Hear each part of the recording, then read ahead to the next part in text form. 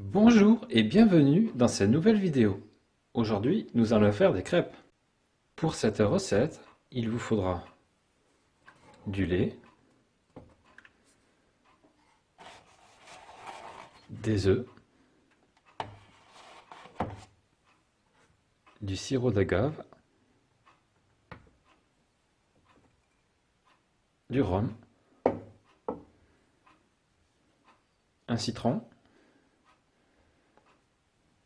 du sel, du beurre et pour finir, de la farine. Nous allons d'abord mettre 250 g de farine dans un saladier. Après ceci, on fait un puits au centre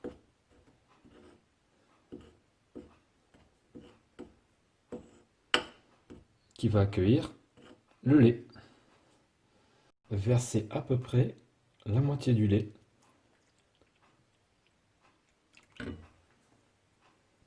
Voilà, on regarde.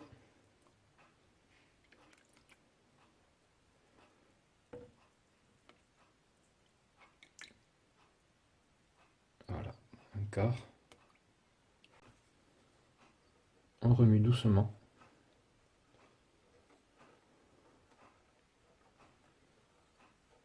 On fait tomber les bords.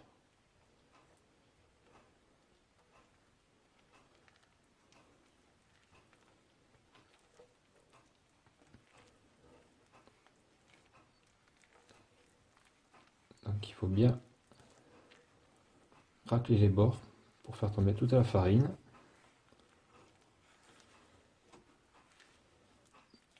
Et à partir de là, il faut essayer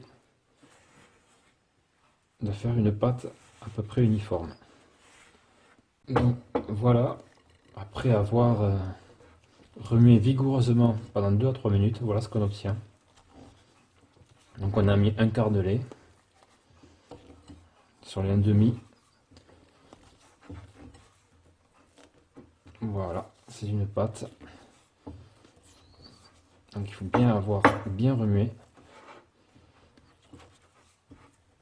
Parce que c'est un peu élastique. Donc il ne faut pas hésiter à forcer.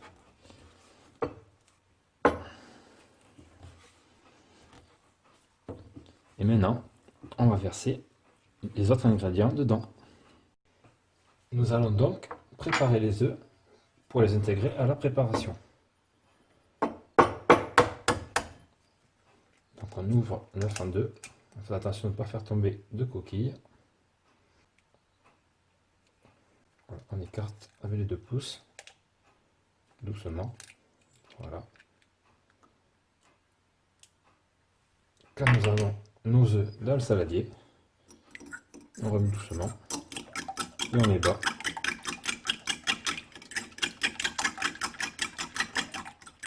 Pour obtenir un mélange homogène.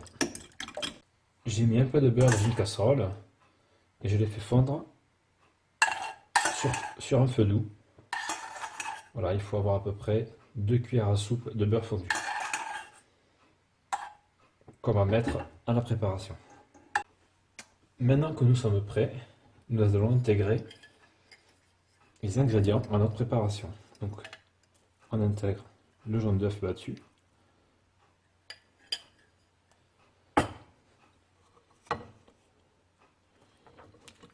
on remue un peu doucement. Voilà, ça va détendre la pâte. Ensuite, je vais mettre du sirop d'agave. Voilà, vous en mettez une pression. Ça suffit. C'est pratique parce que ça permet de bien doser ce genre de conditionnement. Voilà, on continue de remuer. On va rajouter une pincée de sel. Voilà, juste une pincée. Hop. Ensuite, on va mettre le parfum. Donc là, c'est du rhum. Il faut en mettre une cuillère à soupe, pas plus, hein, sinon vous allez rouler sous la table.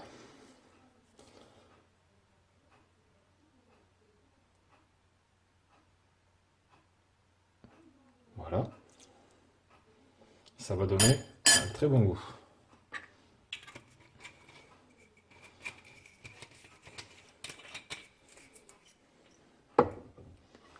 Encore remue la préparation.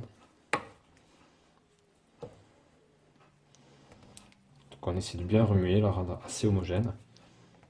Et après, nous allons rajouter le lait et enfin le zeste de citron qui donne aussi un parfum très agréable. 2 cuillères à soupe de beurre fondu. Voilà. Donc maintenant on rajoute un peu de lait, pas entier, il faut en garder au cas où la pâte serait trop épaisse.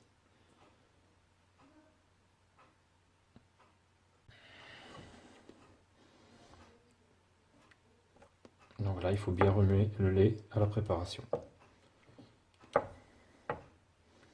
Prenez le temps de bien remuer. Et la dernière étape, c'est le zeste de citron que je vais intégrer quand j'aurai bien rendu ma pâte bien lisse.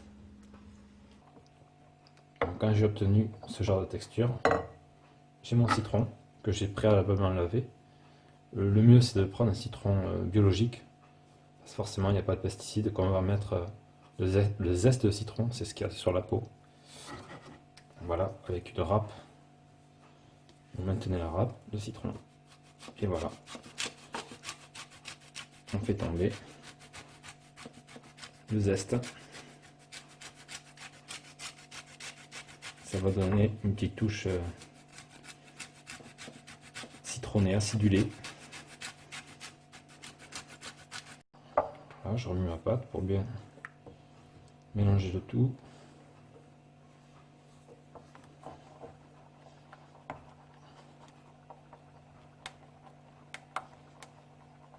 Donc voilà, on remue bien pour que ce soit bien homogène. Et à partir de là, on va laisser reposer la pâte 1h30, 2h. Plus on laisse reposer, mieux c'est. Donc on se retrouve 2 heures après. La pâte a bien reposé. Nous avons une texture assez fluide. J'ai rajouté un peu de lait.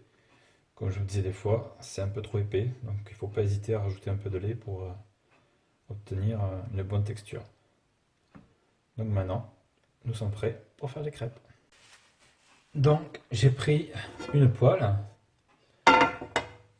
et j'ai rajouté un peu d'huile de coco. Vous pouvez utiliser une autre huile végétale. Moi je cuisine beaucoup avec l'huile de coco. C'est une bonne huile et puis elle résiste très bien à de hautes températures. Et donc avec un sopalin, voilà,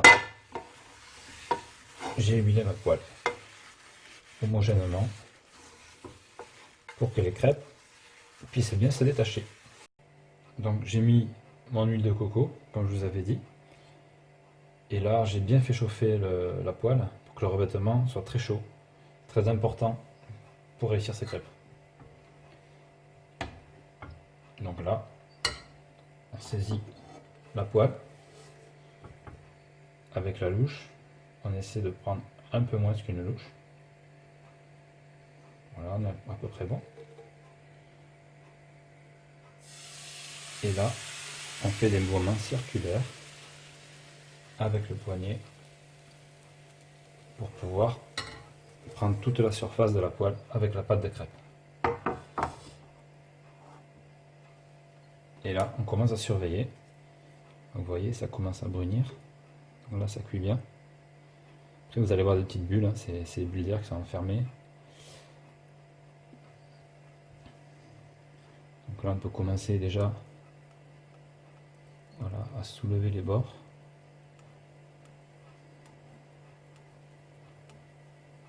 Voilà.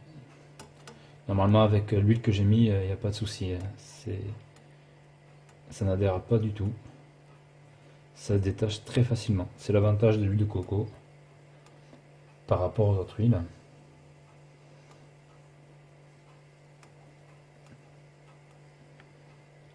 Voilà, comme j'avais dit, les bulles qui arrivent.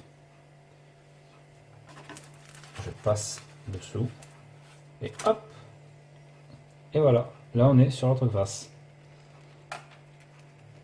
On attend maintenant un petit peu. Vous voyez, ça commence à brunir un peu, c'est que la crêpe commence à être bien cuite.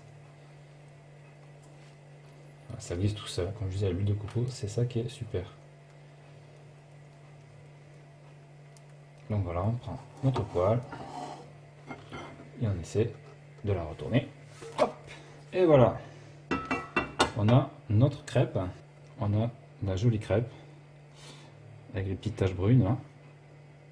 Comme j'ai pris une farine semi-complète, du coup ça fait une crêpe assez dorée. Si vous prenez une farine raffinée, donc blanche, la crêpe sera un peu plus claire. Ça c'est au choix.